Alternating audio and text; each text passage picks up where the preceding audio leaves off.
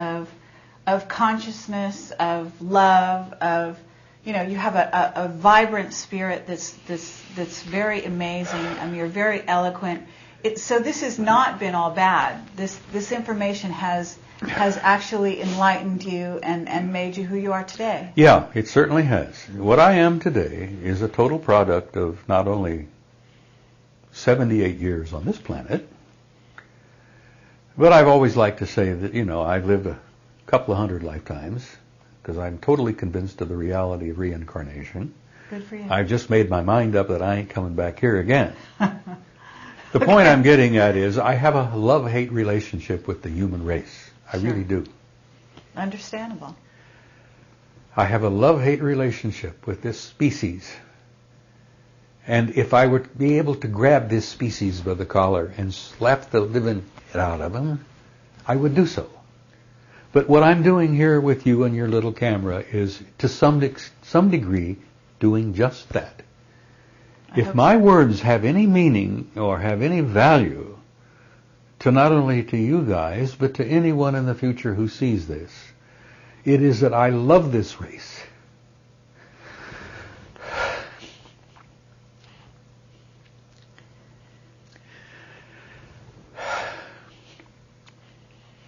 I've been a part of it for 78 years this time. I've seen pure hell. I've been through 2 wars. I'm on my 3rd marriage. I raised 2 kids, lost one to suicide.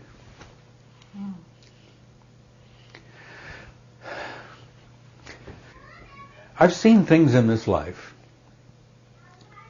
that have affected me a lot. But you see, I know. And don't tell me and don't ask me to explain exactly how I know and how much I know. Because I have never shared this before, but I have been contacted.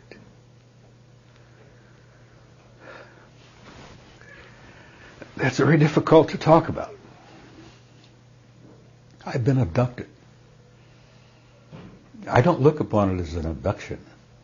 I look upon it as an invitation, and I've been aboard some of those ships several times. I've had even friends come up to me and say, "Oh my God." A friend up in Sedona, a doctor, a dentist, he said, "I was abducted." And he says, "When I came to up there, I look around and I see you standing over in the corner talking to some of these guys." And I said, "Well, I'm not surprised, because I've been aboard the ship several times." Do you have conscious recall? Oh, yes. No hypnotic regression needed. When that happens to you, it makes such an imprint on you that you don't need to be hypnotically regressed to remember. I mean, it's there. It's like a scar. It's there. No, I've been aboard several times, and I suspect much of the information I've got about the depth of the societies and the civilizations and the cultures that exist out there, that makes me know how glorious some of them are. And then I look around this mud heap that we're living in here, and I think, knowing what it could be and what it's not, and hopefully what it might be.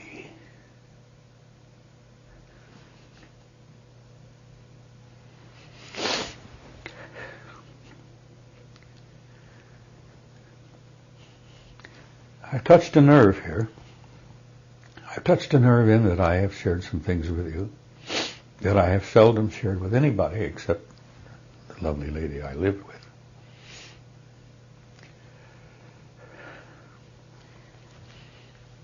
I don't think I've ever publicly on an interview or anywhere ever shared the fact that I have been aboard their ships. Because if I had ever done that, it would have opened a Pandora's box that I was not prepared to deal with. Mm-hmm.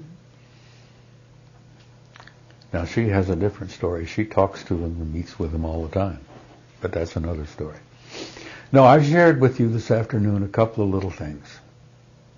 Well, we're honored. Why I feel so strongly that this truth, that we're not alone, we've never been alone, that we are intimately involved in this interrelationship. We are family with them. And yes, we are in a zoo, and they are, in a degree, to an extent, are zookeepers. Now, you don't share that with everybody out there. Old Jerry Falwell, wherever he may be right now, God bless his soul. No, he's not there, Marcia. There is no such place as that. She's pointing down. No, hell doesn't exist. Hell is of our own making. Yeah, I believe that. But there are people out there that I spoke in Dallas one time. That's what we call Bible Belt. It's right in the middle of Bible Belt in Texas, you know. And I laid some pretty hairy things out there in front of about 800 people one afternoon. And I looked at people's faces and I saw their eyebrows rise and their mouths drop and little old ladies going, you know. And after it was all over with, I looked down the aisle and here comes this little rotund, round little Baptist fundamentalist minister with his Bible under his arm, and he's heading for me. And I thought, oh God, we're going to be rolling on the floor here in a minute, because I've shared some pretty blunt things here for that group over there in the Bible Belt. Got the shock of my life. This little Baptist minister comes up, leaps up onto the stage. It must have been 250 pounds of, you know, comes up on the stage, throws his arms around me, and as I said, we're going to roll on the floor here, and he's going to beat me half to death with his Bible. He hugs me, kisses me, and says, oh, Brother Dean, you said it the way it needs to be said. And I was in a total state of shock. But that's only happened once. That's amazing. It was an interesting experience for me. That's great. But it encouraged me to continue to be outspoken and blunt. And as I've done, as I said, my last presentation in San Jose, I laid it out pretty bluntly, pretty close to what I've shared with you this afternoon, only not entirely. And I don't speak publicly anymore. I've been invited many times. I've turned down invitations. I've turned down a trip abroad, another conference up in Lachlan. But this is probably my last interview. And I've given you a lot of garbage here. I've given you a lot of material. If within that mass of stuff I've shared, if you can find one or two items that are worth keeping, that's fine. But as I said, I have a love-hate relationship with the human species, and I just know what we could be and what we're not.